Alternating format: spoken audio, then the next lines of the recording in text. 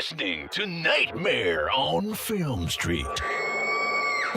The current time is 6:66. Traffic is clear ahead from here to the afterlife, but it's hell outside. For the next hour, you're on Nightmare time.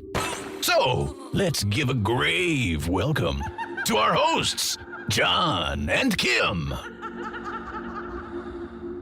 Hello again, fiends, and welcome to Nightmare on Film Street, horror for the casually obsessed. I'm John. I'm Kim. And we are here today to talk about... Rotten pumpkins! Rotten pumpkins, that's right. Evil tries tonight. Halloween Ends will be hitting theaters. It's, spoiler alert, what's keeping us creepy this week? Halloween Ends is hitting movie theaters this weekend. I'm sure you're excited. We're kind of excited. And to tailgate the release of the movie that ends it all, we thought it might be a good opportunity to talk about some of the middling sequels of the franchise. The lesser watched sequels of the Halloween franchise.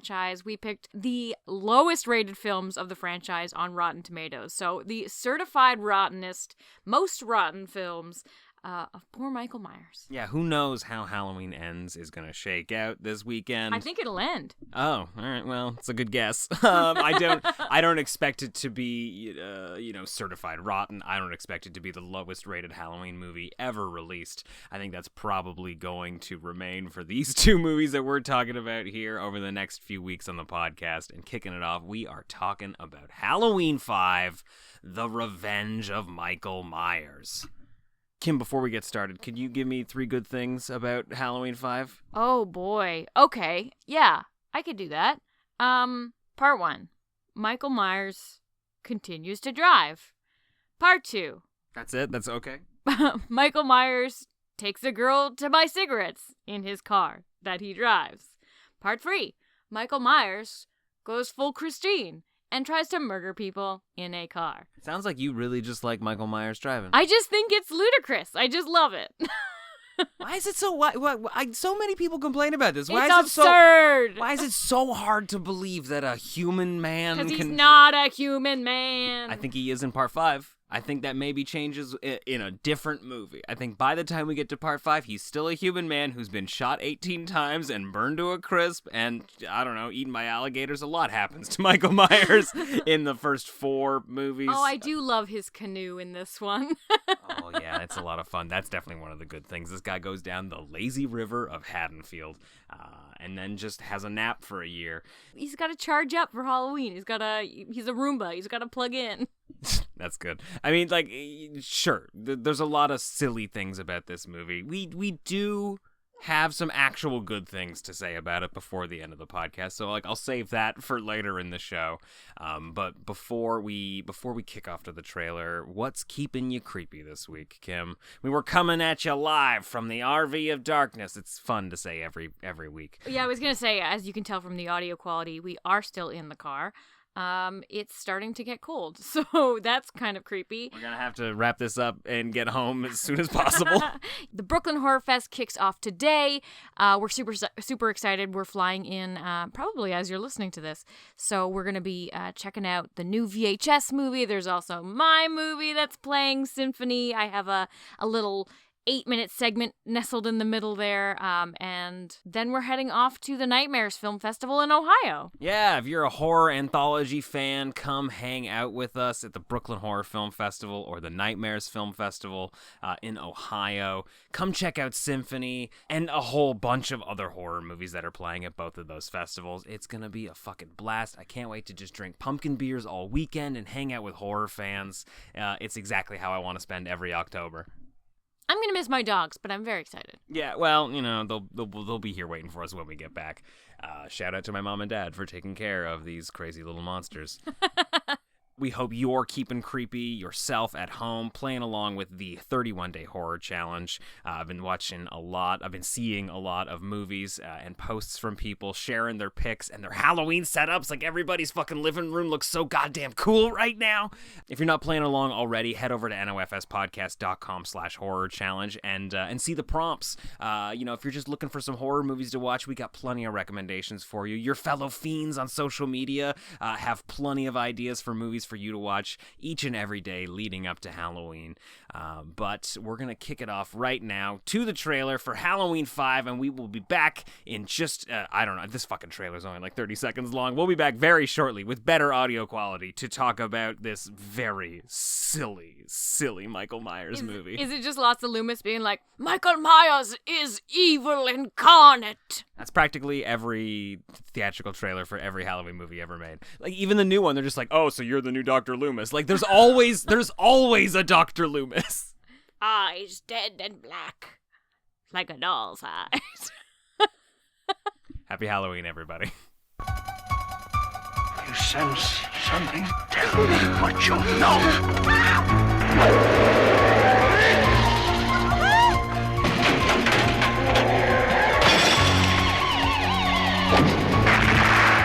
I prayed that he would burn in hell, but in my heart, I knew that hell would not have him. Halloween 5, The Revenge of Michael Myers. Halloween 5, The Revenge of Michael Myers, from 1989, is currently sitting at a 5 out of 10 on IMDb. That's high. 12% on Rotten Tomatoes. Okay. And a 2.2 out of 5 on Letterboxd. I feel like that's higher than it was the other day. Wasn't it 2.1? I have no idea. I think you might be thinking of Jason Takes Manhattan or Pinocchio. Yeah, we're talking about this movie, obviously, because it is one of the black sheeps of the Halloween franchise. Yep, second lowest rated Halloween movie on Rotten Tomatoes. We'll be talking about the lowest rated Halloween movie on Rotten Tomatoes next week. But this one, at the very least, is the lowest return at the box office. So it's the bottom of something.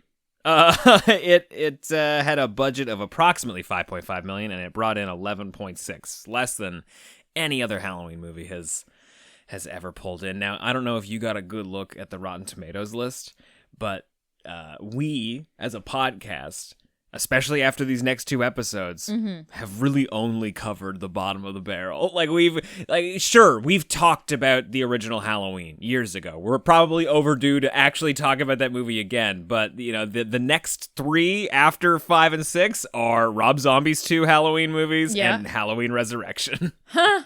We've done H2O, haven't we? We have, but that's like middle of the pack, closer to the top. And it also People still appreciate H2O. I'm glad to hear that. It still only has like a 50%. Like, the jump between the top 2 and the third one is huge. It's like we go from 98% for the original Halloween to, I think, 78 or something for David Gordon Green's most recent one, and then bam, down to 50. For part 2? OG part 2?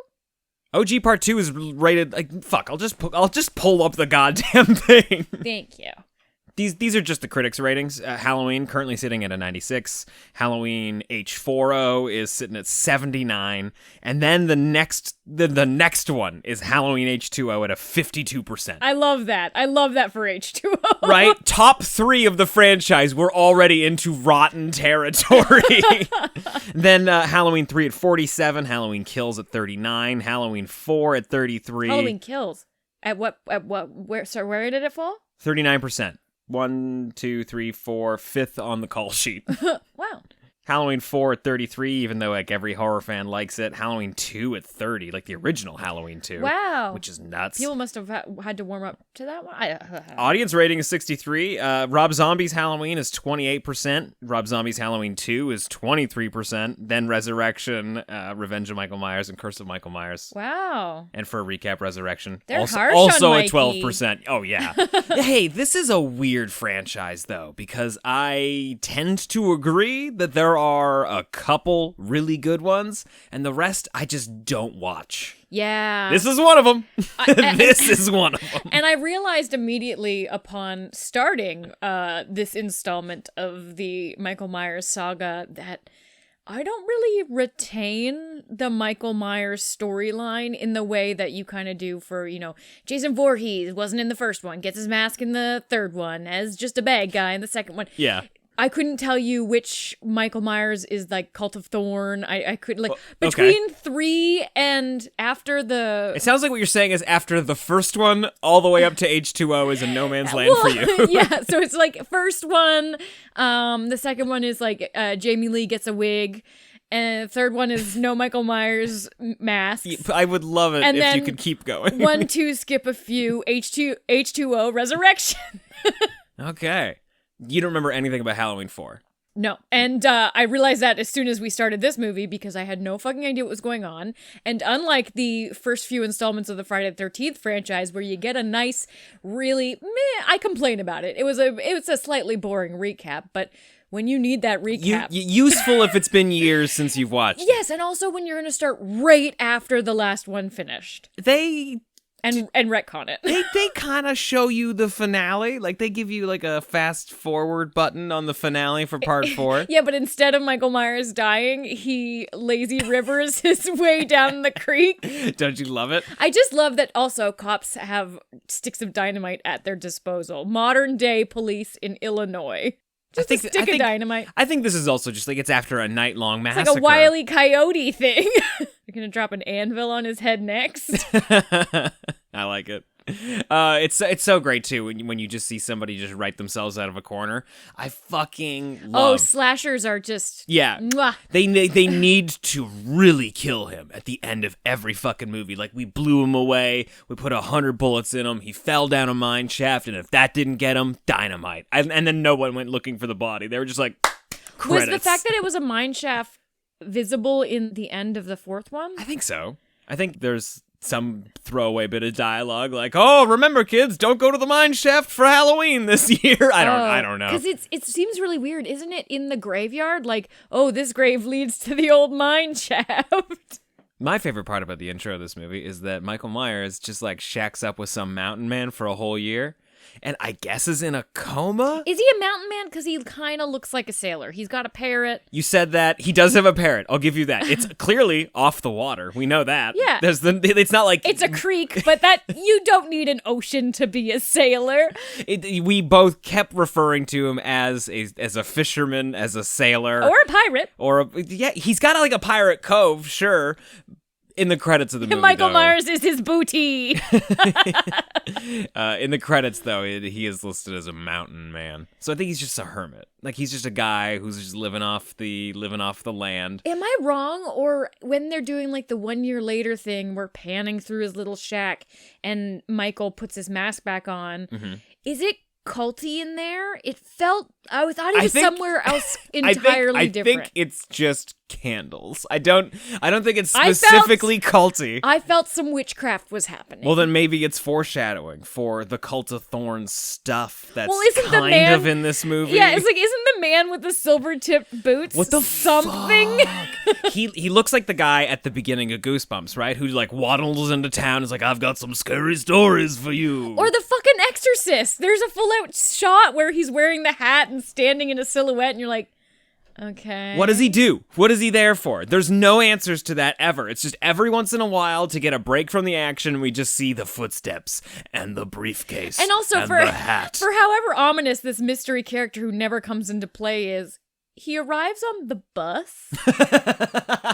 The public bus. The most inconspicuous mode of transportation there is. Can't be tracked on the bus. He came in on the breeze, like something wicked this way comes. Do we even mention the words Cult of Thorn anywhere in the movie? No. I think that's okay. So right? No. That's one of the craziest things about the movie. And there's some rune tattoos. That's it. We see Michael Myers has a fucking tattoo, and we see that the mystery man has the same tattoo. And there's a pagan fisherman. I don't think the fisherman has anything to do with it. I feel like we need to pause on his little hut and decipher, because I felt there were altar-type candles lighting in the place. So I it's don't know. just the candles. I just felt like he was black magicking him back to life. I don't know if... Well, it took him a whole fucking year. That I black know. magic ain't very efficient, I'll yeah, give you it that. was just regular healing. So how did this mountain man deal with somebody in a coma? Like, was he giving him baby food? Like, the way he... Like, was he mama bird baby birding Michael Myers for a whole year? Was he in a coma? I got the impression. If he wasn't I in a just coma, then he assumed- definitely just hung out with him for a year. I just assumed that it was like coming closer to Halloween and he was regaining his strength and he was like, oh no, the rage is rising, must kill my good Samaritan. If that is true and that is actually what they intended, then we were robbed of a full ass mountainside montage of Michael Myers going, you know what? Maybe I have been doing things all wrong. Maybe this mountain life's for me. Like, we see him fishing. He's wearing a lumberjack. He tries to cut down a tree with his knife. And the fisherman's like, no, son. No, son, use this. Use this. Wow. And just like long nights of them just like staring into the stars and like watching the water roll by. And he's just like, this is nice. But like, he doesn't speak. Neither does the fisherman. They've just shared a year of silence together, occasionally nodding at each other, feeding the bird crackers. We were robbed of that, if that's the case. I mean, we did get the joy of watching Michael Myers float down the creek, it's which pretty good. I don't know if that was ever on my Halloween bingo card, but I feel like calling bingo. Okay. Well, I just love that he has an internal clock that's just like, oh, fuck, it's almost Halloween. I gotta start murdering. Oh, God. Like the way most of us shop for Christmas presents. Like, oh, shit, it's tomorrow. Fuck. What does the gas station have? At least he's still got his mask. He's been wearing the same clothing for a year by the looks of it. Is it the same mask? Is it, though? Why? That's the other thing I just don't understand about this franchise. Like, why do they gotta change the mask all the time? Especially if the movie takes place the following year. Something about, Texas Chainsaw and stuff, whatever. Like, it's a different Skin, person's face. it gets rough. It gets gross, yeah. Stinky. But the ghost face mask never changes, Freddy only changes because, like, makeup gets a little better. Like, he's still always burnt. It's not like in one of them he's like, oh, he drowned in this one. Like, yeah, but Michael's always William Shatner. Is it always William Shatner? This mask looks straight up Leonard Nimoy, if you ask me. My favorite thing about this mask is that, I don't know if this is something that's exclusive to this one, because, like I said, we did not study up for this one. We wanted to go exclusively just to the part 5. He doesn't tuck it in. He leaves it out? Yeah, but it sits really high. Like, maybe whoever's portraying Michael Myers in this isn't particularly tall. They should have trimmed it a little. They really lean on those, like, Michael Myers in the background stalking shots, which look fantastic, except for the fact that Michael Myers looks like a giraffe. He's got a very long neck, and there's a really big distance between his head and his shoulders. Yeah. There's got to be padding in the top of the head or something. I think you're right. I think it's just that the mask is rigid and it's hitting his neck, which sucks because for a fact that the guy was walking around couldn't see a goddamn thing. But it looks like he's constantly craning to, like, see out the mask as a taller version of himself. He shrunk in the year that he spent sleeping. I don't think it's the worst mask, No, it's totally fine. It's totally serviceable as a shape. He's the shape. But yeah, the stalking shots, some of them in particular, you're just like, that looks like a really long neck. They also how slender that neck, Michael. Okay. They kind of retcon the end, like what makes the end of Halloween 4 so cool. Because, like, you think that, like, there's been this tug of war between Michael Myers and his niece, Jamie, played by Danielle Harris, who at the end of the movie kind of, like, takes up the Michael Myers mantle. Yeah, can we just New Beginning? If you understand, like, the first little few if you could just tell me. You need a synopsis. So Jamie Lee Curtis is Laurie. You want me to go that far back? Yeah. And so what is this? Jamie. Oh, fuck. Okay, so Jamie is Laurie's kid? Yes. Okay, and Laurie, is she dead? She's given her up. Okay, so Laurie's just not in the movies anymore. Laurie is gone. Okay. No, yeah, I think they really only did that so that we would have this character who has sort of a psychic connection with Michael Myers. Okay, and so they've kept this poor child in Haddonfield. Yeah. Yeah. Okay. Just like the Laurie Strode of the later movies, where she's living in Haddonfield under a different name, but is Michael Myers' sister. Not in H2O, she ain't. No, H2O is its own animal. That's why we love it. It exists in its own cinematic universe. Oh, you were talking about H4O. Yes. Okay. No, actually, what I'm really talking about is Rob Zombie's Halloween. Oh my. Okay. I feel like I'm on board. Okay, and then in part 4, Michael stuff Myers happens is coming with for her his and niece. her adopted family, and then she She's- kills them all. Well, yeah, that's at least the impression we got. Dressed like a clown, half Dressed like a clown, just like Michael Myers. Yeah, as Doctor Loomis comes in, he sees her at the top of the stairs all fucking bloodied up, and he's like, no! There's that. That's the end of Halloween 4. That's how it goes. That's the one thing he wanted to prevent. More Michaels.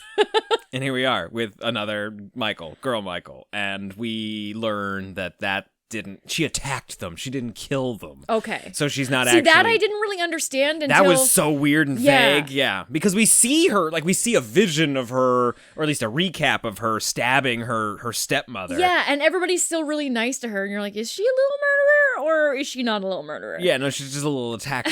Yeah. She's like, oh, yeah, I have so much trauma, I don't talk anymore. And you're like, oh, of course Yeah, you what don't. the fuck, right? Just like we're introduced to her at a big old scream, but nothing's coming out because she's so traumatized that she can't speak anymore. Because of course. Yeah, so either she attacked her family in the last movie because she was traumatized, or because she was under the spell of Michael Myers, which is great because the fact that everybody's nice to her here means that they all believe that a killer used her body like a puppet to attack some innocent people, but we shouldn't hold this girl responsible.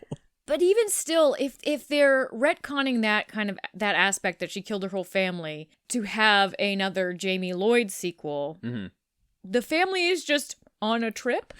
I think they were her foster parents. I think they are no longer her foster parents. They're like, we cannot take care of a girl that attacked us. I think she's back at the foster house. No, What do she's you at call a it? children's hospital. That's what. Yeah, it's okay. Yeah. So she's on the mend. But she has a sister because the blonde one at the beginning is her sister. Yeah. And then it's like, Yeah, like, there was a throwaway We're getting line where into like the plot. mom says hi, or mom wants to come see you, but she's not here, but or something. we didn't pay for her for this This movie, yeah. We barely paid for her sister. They kill her pretty quick. Which is so crazy because then the final girl protecting the children is a friend of the little girl. She's introduced in this movie, was not in part 4. Like, big deal, whatever. So you need to bring in some new characters. Of course you do.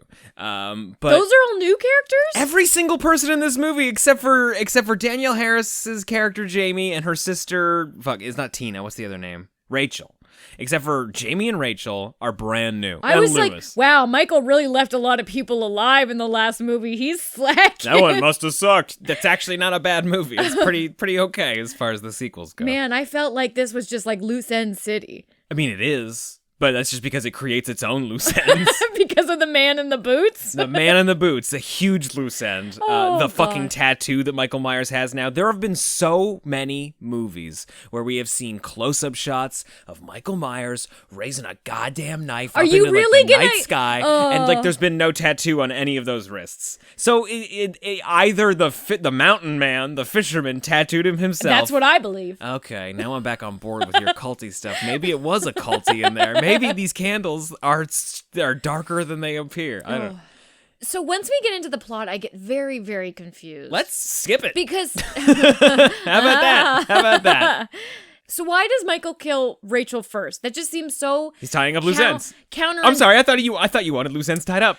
It seems counterintuitive to creating an emotional story arc. Like, wouldn't Jamie have a better connection in the final if Rachel sacrificed herself? Absolutely. Versus her friend Tina, who for some reason comes and visits her at the children's hospital before she's like, sorry, I gotta go get laid at this party, but I will totally see you later. And you're like, Yeah. are you her new babysitter? I love her explanation. She's just like, you don't understand right now, but like later when you're older, you're going to find people and they're going to make you feel like neon lights inside. You're like, what? You mean love? I'm like, are you talking about the boyfriend that was a dick to you? Who's also named Michael. And who also was Michael at some point. Yeah. He's a jerk. He's got a big old cool car. And at some point, Michael Myers kills him and takes his identity. The most interesting part of the movie is when Michael Myers is a boyfriend for a while and actually he's trying it out. Is passing off as a boyfriend. There's a whole sequence where he takes a would-be victim to get smokes. Yeah.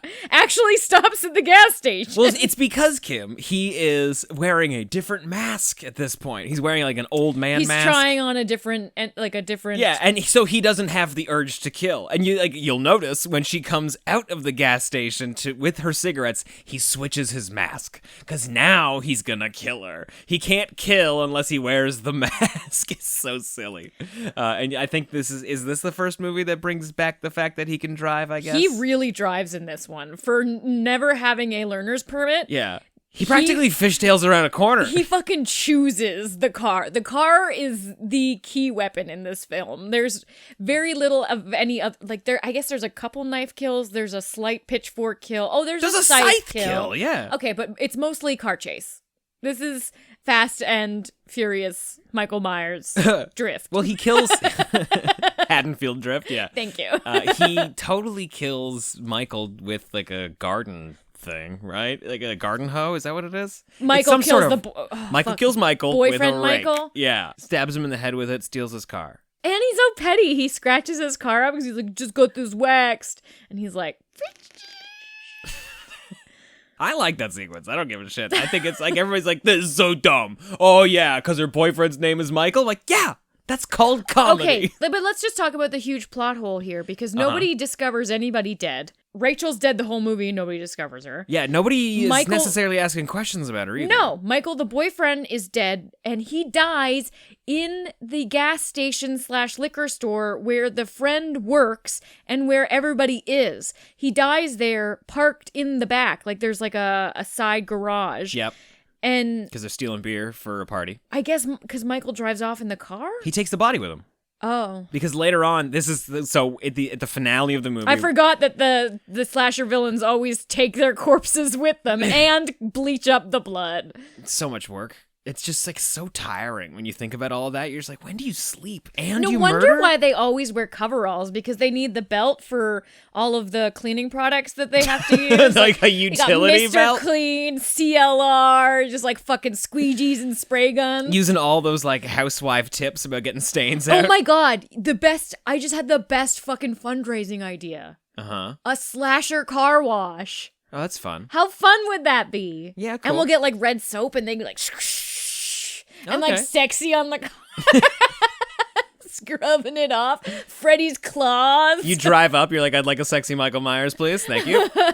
Do you want sexy Pennywise or sexy Freddy? We also have sexy Stay Puft Marshmallow Man. But he's on break right now. Yo, I bet he'd give a good like wax or a good buff, right? A buff shine? Yeah.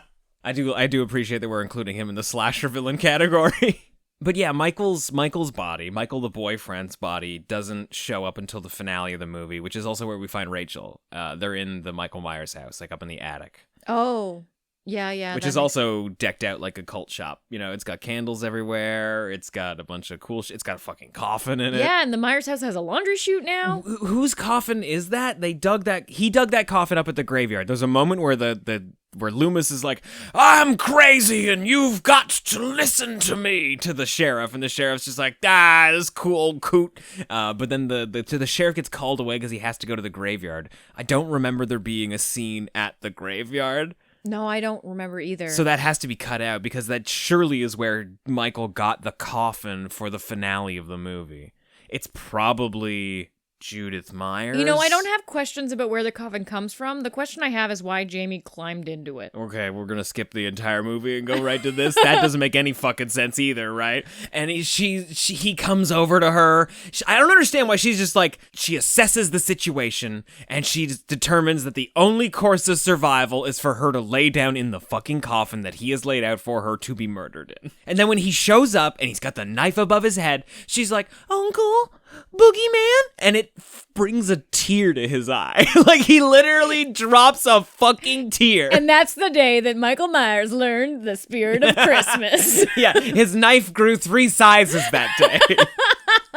God damn it. There's a whole chunk of this movie. But we didn't miss any plot points. No, we are, like, beat for beat, we're recapping the movie, and I have questions. We skipped 60 minutes, and we're still on. There's a whole barn sequence. Yeah, sure. The other thing we miss is Dr. Loomis just walking around the Michael Myers house for, I don't know, an hour and a half? The whole first half of the movie is him going into Jamie Lloyd's hospital room and yelling at her. Oh, right. He's like right in her goddamn face. He's like, thank you very much. Please, you need to leave us alone. We need to speak now. And he closes the door. He's like, tell me where the fuck he is. You know where he is. Write it on this piece of paper. Show me the cartoons. Like, she can't speak. And he's just insisting that she tell me where he is. Don't you want to know why you have a psychic connection with Michael? Well, I do. You know where he is, don't you? Oh, please, God. He sounds black eyes like a doll's eye. He sounds so unhealthy in this movie. Like, he's gonna have a stroke at any minute. He has one by the end of the movie, so maybe that's why. Donald Pleasant's much more of a skilled actor than we give him credit for. I mean, he gave it though. Like, there's the sequence where he finally traps Michael. He whacks him with a 2x4 for several shots, several different angles, and he's going for it. Yeah. Just giving her. You gotta hand it to Donald Pleasant. Well, yeah, and Dr. Loomis has been burned by Michael Myers once before, literally and figuratively. Yeah, and it's like this guy never goes down. He can't kill him. He's literally watched people try to murder him several times over. My favorite... I do think, though, if there was a bar for, like, being a psychiatrist, he has been removed from it. Oh, definitely. He is not practicing. I don't even know if he's a real psychiatrist in the first one. The 70s were wild. You could murder an entire village and then just move to a different state line and be a new person. There's no way Dr. Loomis didn't fake his credentials. His full-time job is Michael Myers. Yes. Yeah, your business card, Dr. Loomis, psychiatrist to Michael Myers. Michael Myers Hunter, I guess, yeah. Yeah, he's like the worst Van Helsing ever. He does lay a pretty good trap, I guess, in this one. He shoots him with a lot of tranquilizer darts. Yeah, he drops a huge-ass fucking, like, chain net on him. Which really reminds me of Jurassic Park. So you feel like when they're trying to capture one of the raptors that's gotten out. Yeah. Clever I don't have any follow-up. Okay, yeah. Yeah, he beats the shit out of him. They bring him into jail.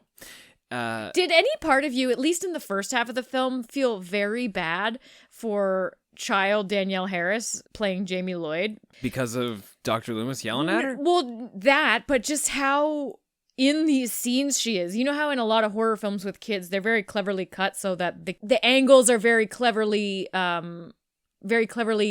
hide the fact that the child isn't necessarily witnessing all the horror. Oh. In this, she's running from Michael Myers in sheets. The laundry chute, they cleverly edited, but like, yeah, Loomis in her ear.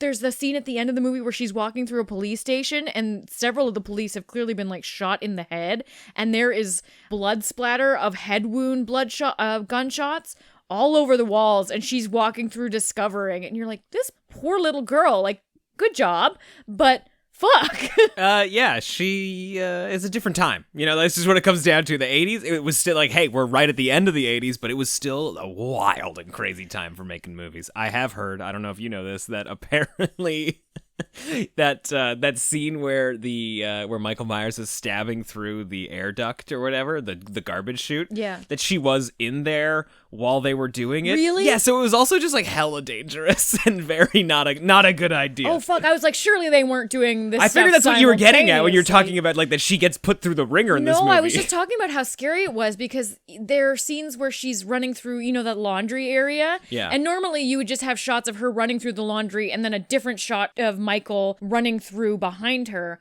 But there are moments where she and him are in the same shot and he's chasing her through the stuff hanging to dry. Yeah. And as a kid, that would have fucking traumatized me. I'm sure it did, but hey, it I makes for a pretty okay movie. If I saw that in a haunted house that I waited in line to go in, like you wanted to be in, I would still have trauma. That's hilarious. Yeah, I mean, hey, you know, it made for better movies, but it didn't necessarily make for better people, I guess. But hey, whatever. I'm not here to dissect any of that. The garbage chute sequence is great. like where she's hiding from Michael in the Myers house in the garbage chute. And, you know, like he opens the drawer and he sees that she's in there. And, like, the greatest part about it is the camera that's in the garbage chute that just drops down. Okay, like, POV from Danielle Harris. So fucking good. I'm going to be fully candid. I'm going to be fully open and outright here. As terrible as this movie is, and it is terrible. It's not good. It looks amazing. It's shot really well. The lighting is so good. Right? It's nuts. There's there's just like a camera movement from like a kill that Michael Myers is doing that Danielle Harris, Jamie, can see, and like we swoop back into the hospital and like we're there with her as she's having some sort of like episode about it.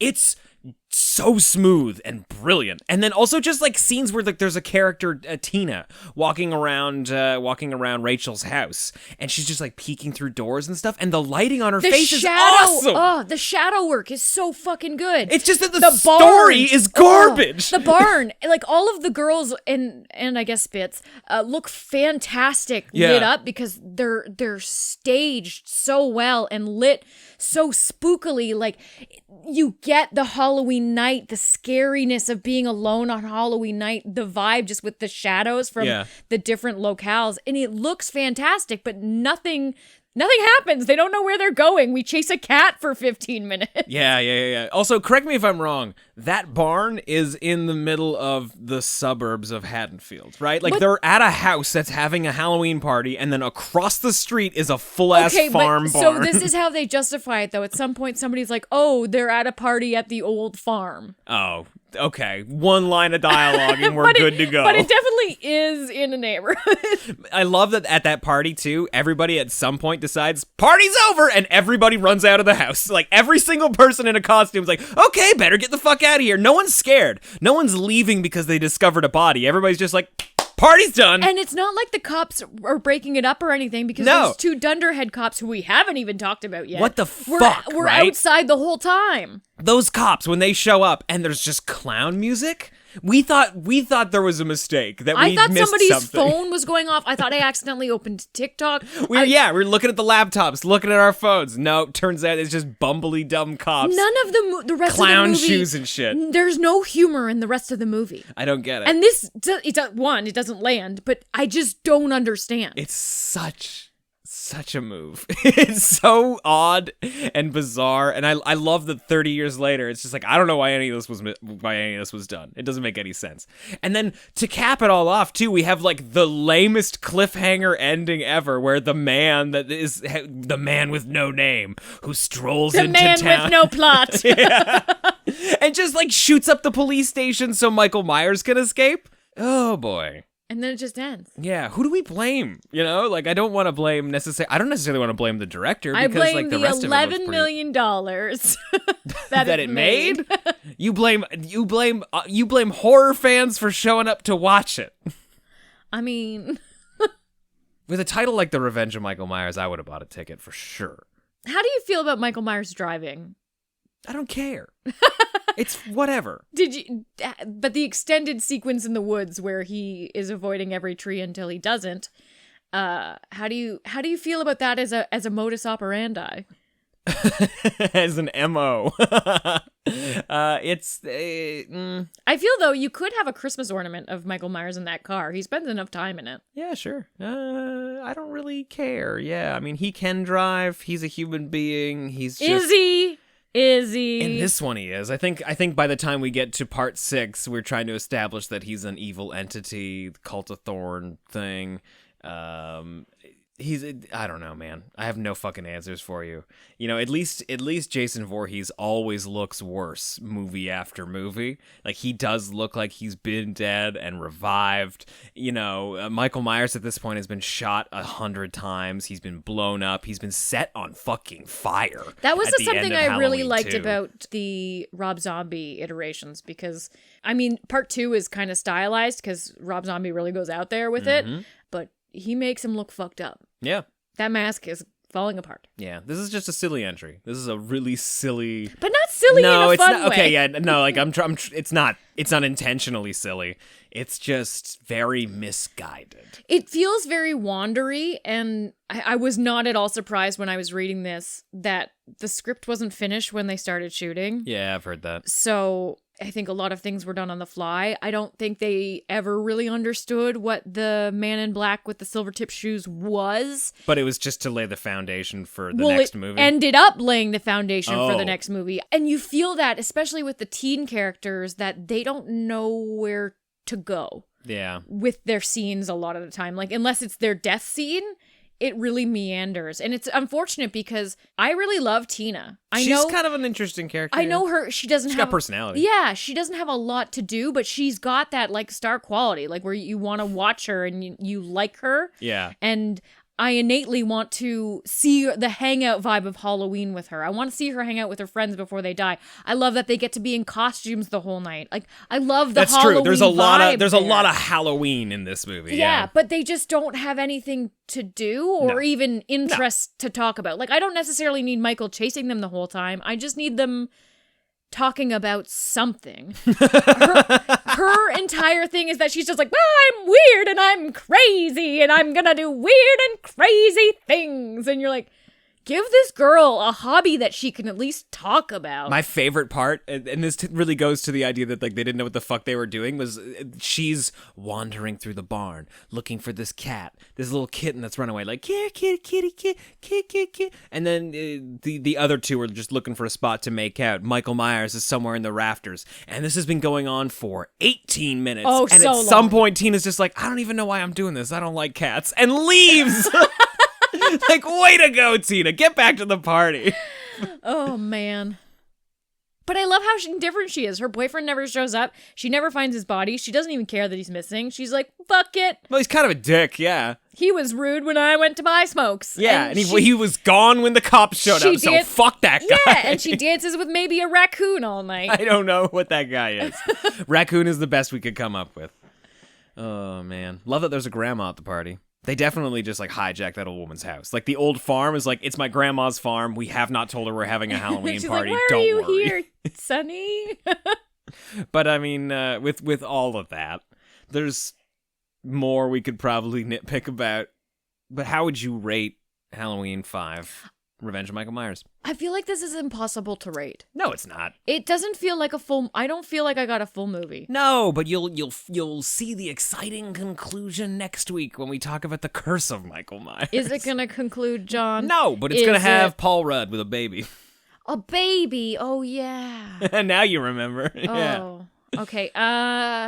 Give yourself some space so that way you can rate a little lower next week. Really? I don't know. It's entirely up to you. Who knows? You might love it, but I remember the curse being my least favorite. Okay, 1.5 out of 4. Yeah, I'm also going 1.5 because I think there's quality there around the edges, but it has nothing to do with the story. Of Yeah, this how movie. dare this movie look so fucking good? Yeah.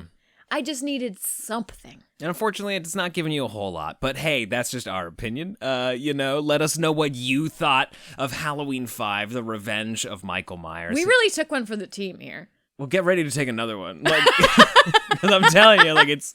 Here's the problem too: is that we are in the middle of covering the Friday the 13th franchise, a franchise that I fucking love. I think every single one of those movies is good, even the ones that aren't. And we right now are in that bubble of bad Friday the 13th movies. So to take a break from that, we decided to watch some bad Halloween movies. It has been As a treat, you can have Michael Myers Part 5. Fuck yeah, what a great treat. Thanks, Mom. Like, this is the equivalent of like going to McDonald's and getting apple slices. Like, God damn it. I'm only here for the French fries, Mom. These apple slices taste like citric acid. It's because they were cut 3 weeks ago. Yeah. But hey, if you want to hear us talk about more bad movies, you can find the Midnight at Camp Blood podcast series over in the Fiend Club at nofspodcast.com/Fiend Club. I don't know if anybody's going to want us to do franchise installments ever again. There's some good ones in there too. I'm saying, hey, like the first 4, awesome, and then the 6th one is great, and then we're gonna come back real strong for Jason X and Freddy vs. Jason again, the movie that we will now have covered on the podcast more than any other fucking horror movie since we started the podcast. But yeah, Nightmare on Film Street. It's a free podcast. Kim and I do everything. We force ourselves to watch these movies. We force ourselves to talk about them, and then we have to force ourselves to edit them and promote them and everything. Unfortunately, I also feel like we're forcing you to listen to it. So thank you so much for taking the time to listen to this podcast. It's been fun. I hope it's been fun to listen to. But if you want more, you can find bonus episodes by joining the Fiend Club at nofspodcast.com/Fiend Club. You can also support the show for free right now by giving us a 5-star rating and review wherever you're listening, specifically Apple Podcasts and Spotify. That really helps us get the show in front of more people, and we love to grow with more people to talk about Halloween 5. We hope you've been enjoying the Halloween season. We hope you have your decorations up. We hope you've been carving pumpkins. We'll be back soon to talk about Halloween 6, The Curse of Michael Myers. But until then, I'm John. I'm Kim. Stay creepy. It appears you made it out alive, but we'll get you next time. Help us to grow the horde. Leave a 5-star review on Apple Podcasts or wherever you subscribe. More terror can be found lurking on our website, nofspodcast.com. Until next time, stay creepy, fiends.